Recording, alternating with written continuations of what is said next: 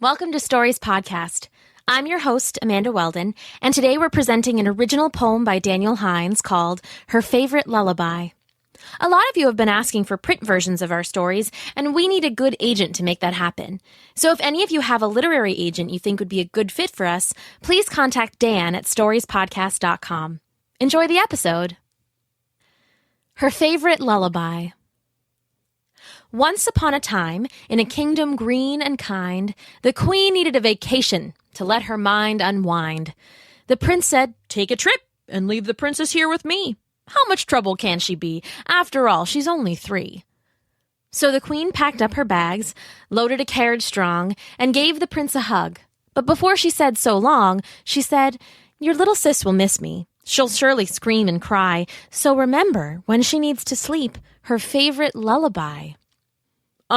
Yup, okay, sure, the prince said with a wave, foolishly believing that his sister would behave.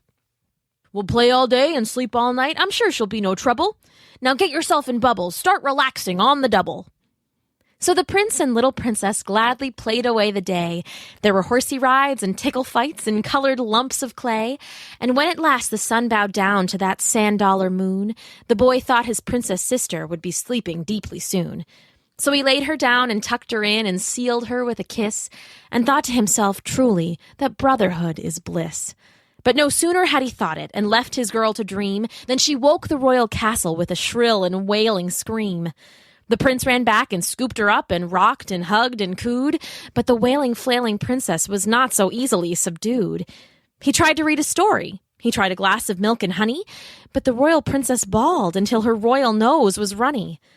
So the prince called for the butlers called the maids called in the midwives, and the midwives called their aides. "What can we do? What can be done?" the prince so sleepy said. But though they tried their very best, the princess wouldn't go to bed. "Maybe some entertainment will relax our royal ruppets." So the prince called for some puppeteers, who then called for their puppets. They put on a show of the sweetest girl who took the longest, strongest nap, but the princess bawled the whole way through and didn't hear a scrap. So the prince called for the brightest, rightest royal storyteller, who had a beard so long it brushed the ground, a wise and able feller.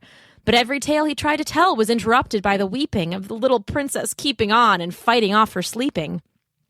So the prince called for the jugglers, and the jugglers brought their pins, and sent them spinning through the air with sly flourishes and spins, and they brought the jesters with bells that tinkled as they joked. But still the little princess cried until she left her pillow soaked. So the prince called for the wizard, who then called for his wand, and for a flight of fairies fair, and forced them to respond. But though that flight of fairies flew and flit before her eyes, the little princess' cries did not one bit decline in size. So the prince called for the zoess, who then called for her zoo. She brought giraffes and bats and stags and cats and a wild huffaloo. But though the giraffes they licked her and the huffaloo puffed its crest, that mussy fussy princess wouldn't lay her head to rest. So the bedroom was full to bursting, and the prince was bursting too. His ever-clever brain was blanking on what else there was to do. The animals were stomping, the people yelled a roaring din, and when that crowd was loudest, that's when the queen walked in. "Mother, my queen," the prince he said, crying joyous tears. "Thank God you're here, she will not sleep. I feel like it's been years." The queen just smiled, eased a giraffe aside, and sat by her princess. "My son, you're wise and fair and kind, but you don't listen the best. I told you when I left that she would surely scream and cry, unless, of course, you sang to her her favorite lullaby.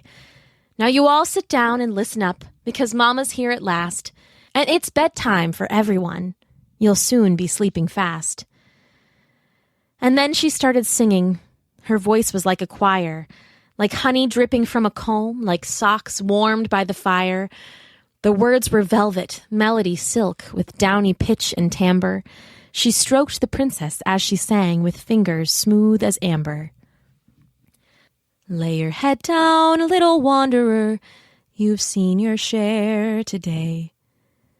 You've kissed strange roots with muddy boots in the wild's rare array. And tonight your dreams will be of soaring through the air, blue jay. So sleep tight, my little wanderer. You've seen your share today." All the butlers started snoring, likewise for all the maids, doubly true for midwives too, and triply for their aids. The puppets all fell over, due to sleeping puppeteers. The jugglers and the jesters snoozed, all interlocked like gears. The wizard started nodding, and soon conjured himself to bed. The storyteller, that wise old feller, used his beard to rest his head. The giraffes were slowly sinking sleepy, long necks drooping too. Same with the bats and stags and cats, and even the huffaloo.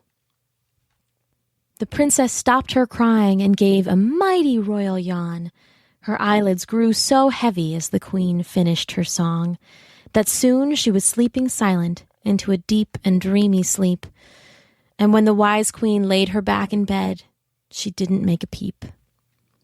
The queen turned and looked all round the room at the giant sleeping crowd.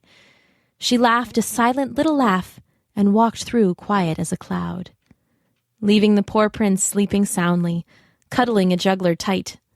The queen blew out all the candles and whispered to the room, "Good night."